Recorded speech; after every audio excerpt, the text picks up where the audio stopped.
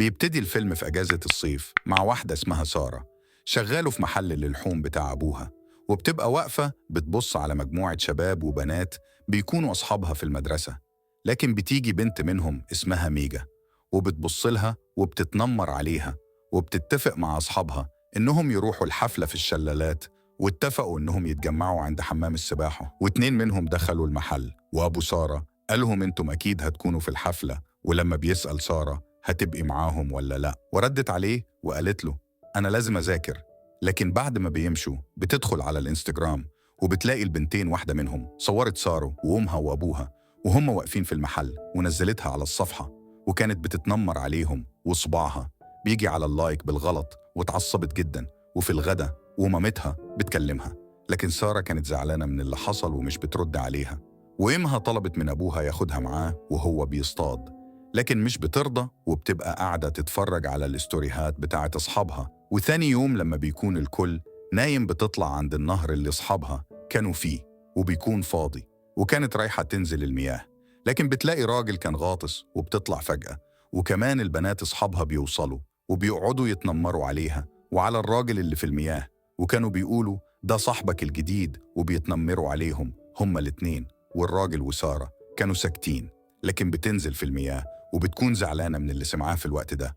الراجل بيكون طلع ومشي، وراحوا جابوا شبكة علشان يصيدوا بيها سارة، وكانت هتغرق كمان، لكن بتقدر تهرب منهم ونزلت المياه تاني. وكمان البنات بياخدوا شنطتها وهدومها وبيمشوا، ولما قررت ترجع للبيت من غير هدوم بيجوا مجموعة شباب وبيضايقوها وبيمشوا وراها بالعربية وبيتنمروا عليها كمان، وخوفوها وسابوها ومشيوا. وبتدخل في طريق جانبي وبتشوف عربية الراجل اللي كان في المياه ومفيش حد فيها. ولما بتمشي شوية بتشوف ميجا وهي بتزحف على الطريق، وكانت مضروبة، واللي عمل فيها كده هو الراجل، وبيشيلها وبيحطها في العربية وبيعدي من جنب سارو ومش بيكلمها.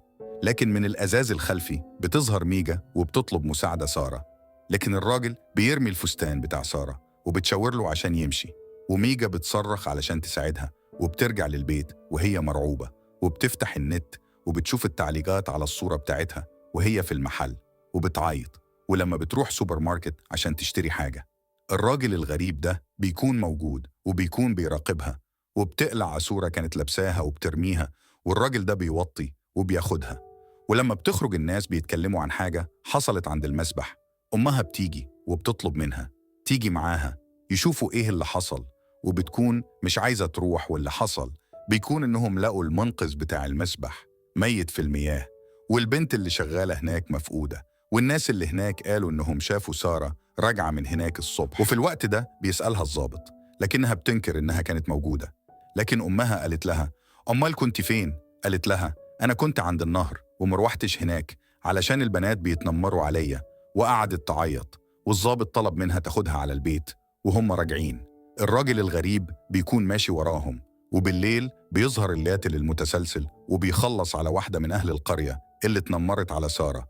وبالليل بتيجي أم ميجا تسأل عن بنتها، لكن أم سارة كانت زعلانة وقالت لها بنتك بتتنمر على سارة ومزعلاها، وتعصبت عليها وطردتها من البيت. وفي الوقت ده سارة بتكون قاعدة فوق وبيتحدف عليها البسكوت اللي بتحبه، ومش بتعرف مين اللي عمل كده، لكن بتاكله. وبتروح تاخد تليفون أبوها لأن تليفونها ضاع لما كانت عند النهر، وخرجت من البيت علشان تروح تدور على تليفونها في الغابة، ورنت عليه وبتسمع صوته في مكان بعيد وبتلاقي شنطتها. لكن بيظهر الراجل الغريب من وراها، بس مش بيعمل لها حاجة، وبيسمع صوت عربيات بتقرب منهم وبياخدها وبيستخبوا. وبيكونوا أهالي البنات اللي اختفوا، وبيقدروا يعرفوا المكان من خلال تليفونات بناتهم، والتليفونات دي بتكون مع الراجل الغريب. وفي الوقت ده بيمشي وبيسيب سارة اللي بتستخبى. على آخر لحظة وقتها واحدة من أهالي البنات بتشوف جثة البنت اللي كانت شغالة في حمام السباحة، والشرطة بتكون قريبة من المكان، وفي ضابط شاف سارة وهي بتهرب، لكن برضه قدرت تهرب منه ورجعت البيت. وبالليل بيجي صاحب صحبتها عندهم وبيقول لها انت ليه كذبتي وما قلتيش انك كنت في حمام السباحة؟ وسألها ايه اللي حصل؟ قالت له ولا حاجة، لكنها بتكذب ولازم تقول له الحقيقة. وقتها قالت له إن هما كانوا هيغرقوها، وما كانتش ينفع تقول كده للضابط. وقتها بيعتذر لها وبيقول لها إنه حذف الفيديو لأنه كان بيشفق عليها، وبيقول لها لو عارفة أي حاجة يا ريت تقولي لي، لأن أهل القرية كلهم شاكين فيا. وقالت له لو حصل حاجة واتهموك أنا هعترف، وهقول إني كنت في حمام السباحة، وهقول على اللي حصل وقتها. بتيجي واحدة من أم البنات وبتسأله بنتي فين، وبتكلم سارة هي كمان، لكن أمها بتيجي تدافع عنها. وفي الوقت ده بيدرو بيقول إن سارة هي آخر واحدة شافتهم في حمام السباحة، وإم سارة والست التانية بدأوا يتخانقوا مع بعض، والقاتل الحقيقي كان واقف وراهم وبيتفرج على كل حاجة. وبعدها الشرطة بتيجي تاخدهم كلهم، وهناك سارة حكت للضابط إنهم كانوا هيغرقوها، وبدأت تعيط وكانت عايزة تحكي كل حاجة. لكن أمها أخذتها ومشيت. بس في البيت كان القاتل خلص على أبوها، وأمها بتشوف الفستان اللي كان معاها يوم الحادثة وعليه دم واحدة من البنات ووجهتها بيه. لكن سارة بتنهار وبتقول لها أنت مش هتفهميني. وقالت لها أنا بكرهكم كلكم، أنا عايزاكم تموتوا. وأمها كانت هتضربها، لكن القاتل بيظهر وبيمسك إيديها، وأمها قالت لسارة اهربي، والقاتل بيضرب أمها.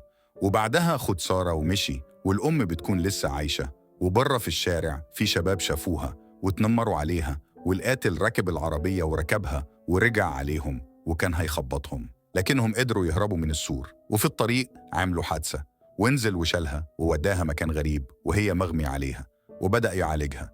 ولما بتصحي بتلاقي نفسها في مخزن غريب، والإثنين البنات متعلقين. وقتها بيقولوا لها معرفتيش الشرطة ليه يا سارة؟ وقلت لهم أنا كنت خايفة، وكانت متوترة ومش عارفة تعمل إيه. وفي الوقت ده القاتل بيرجع تاني وراح لوحده من البنات وبدأ يعذبها علشان تقول مكان سارة، وهي بتحاول تهرب، لكن هو بيكون وراها وبدأ ينده عليها علشان ترجع، لكنه بيشوفها وكانت جنب جثة ميجا اللي كانت متقطعة.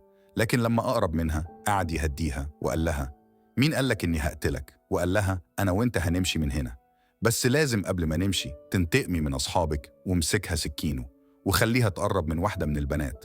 وكان عايزها تقتلها وفضل يسخن فيها علشان تعمل كده، لكن سارة لفت السكينه وكانت عايزه تقتله، بس بيمسكها وبدأ يضرب فيها. وواحدة من البنات ساعدتها، وسارة قامت وطعنتها بالسكينة. وفي الوقت ده كان معاه بندقية وضرب طلقه بالغلط، قطعت إيد بنت من البنات اللي كانت متعلقة.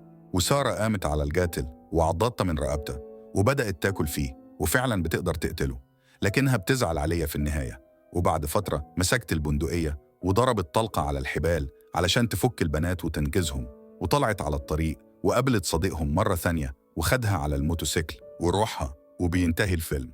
ما تنساش تعمل لايك وسبسكرايب وتفعل زر الجرس.